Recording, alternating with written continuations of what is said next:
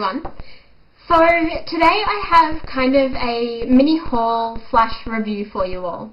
Now, a couple of weeks ago I was on the sillyfarm.com website and I was looking at the Mehron bases, and I have worked with clown makeup before. I've used the Crayolan as I trained with that, and the packaging and the colours of the Mehron just looked awesome, and these have been going around YouTube like wildfire lately, and so I decided to get some, and I went onto the website and there were 4 different palettes, and I was like, oh, which one should I get? Because they're all such different colours. So in true form of myself, I ended up getting all 4, and I am so impressed with them. The initial thing I thought about them was like, yum, they smell like coconut, and they are so bright. When you have them on the eye, they are actually so bright. They give this kind of 3D luminous effect. I absolutely love it. It is so cool. Now, the Mehron bases are clown makeup. They're body painting makeup. If you're going to be using them for face painting or body painting, they are absolutely terrific. This is just the blue from the Tropical palette. They're completely smudge proof, so they don't go anywhere, and they don't fade either, so they're not going to move around or fade on you or go all funny looking by the end of the day, and they don't flake either. Like, you can scratch over the top of them and it doesn't do much. Now, to begin with, I got the metallic palette.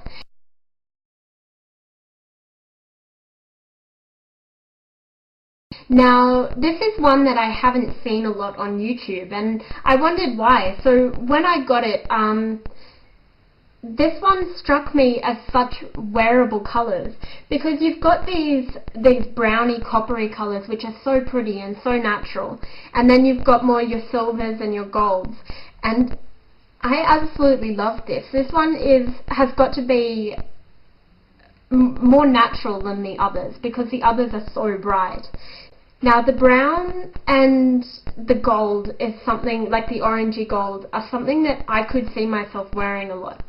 Now, a couple of these colours, I think the copper and the blue, have a glitter through it, but it's not something that's going to show up a lot on the eyes. Next, I got the Tropical palette.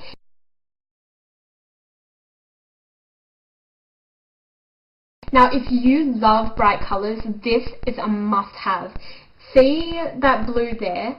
It comes out just as vibrant on the skin as it is in the pan, and all of these are just so bright.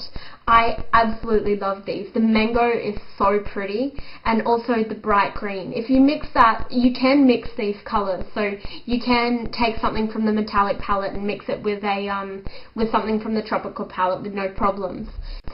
And I really like this palette. This one has all your kind of basic bright colours. It reminds me of a tropical bird, really.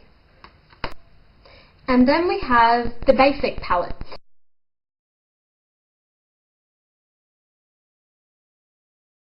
Now, this has your basic primary colours, your black and your white, and then it's got the brown, which is something that everyone can wear, and also the deep green and the orange.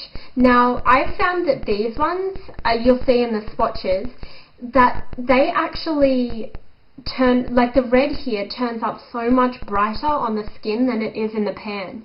So these ones are actually quite misleading if you haven't seen swatches. Also, with the black and the white, you can mix the white with any of the colours to make them more pastel, to make them lighter and less vibrant. You can also mix them with the black to make more of a shade, like a darker shade. And then last but definitely not least, I have the pastel palette.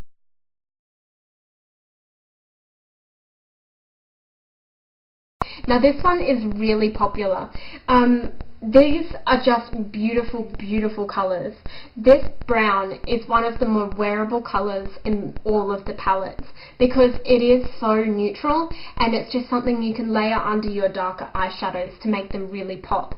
Now, all of these colours are really nice to wear on the lids as well. They're not so outlandish that you can't wear them, and they've also got those really nice light hues to them. And you can mix them again with the white to create an even lighter version of the colours.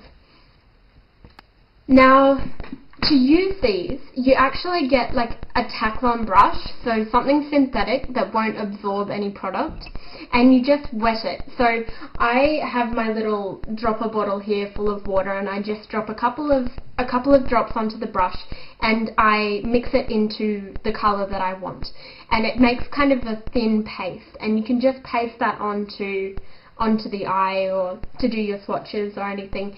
And then I just take another brush, a fuller brush, and just blend out that line to get more of a grading effect. I don't like that harsh line because it's hard to cover up. Now, with these, I also found you have to use base. I did get a little bit of creasing on the inner corner, but that was because my eyes were watering. It wasn't really a problem with the bases. I found you have to wear a base underneath because where the Mehron stops, the colour stops grabbing. So it grabs more to the Mehron, and then it doesn't grab as much to the skin. So if you have a base underneath that, it's going to stop that problem. And so you're not going to get that really strange line where everything just kind of stops. Now, these bases are actually soft. They're not hard the way some people think they are. They just have that really kind of spongy consistency, which means that they are prone to crumbling. So you have to be careful with them, otherwise they're going to kind of fall out and just break in half. That's one of the only problems I've found with them.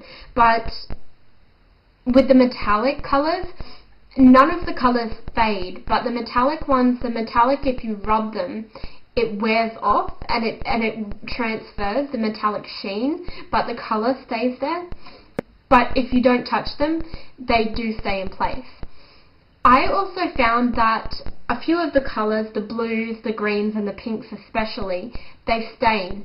So you want to be wearing a base on your eyes underneath to stop that staining. But because these cakes are water activated, they are water soluble. So they're not going to stay put if you're crying, or if you're stuck in the rain, or if you're going to get wet. They're, the Prescriptives Moonbeam eyeshadows are great for that. But these ones are more for that really vibrant colour, not for being waterproof. But if you use a waterproof mixing medium with them, they're going to be more water resistant. But I don't recommend putting the mixing medium onto the pan. I recommend scraping some of the colour off, not to ruin the pan. But they are great and crease resistant without the water, without a mixing medium and just with water.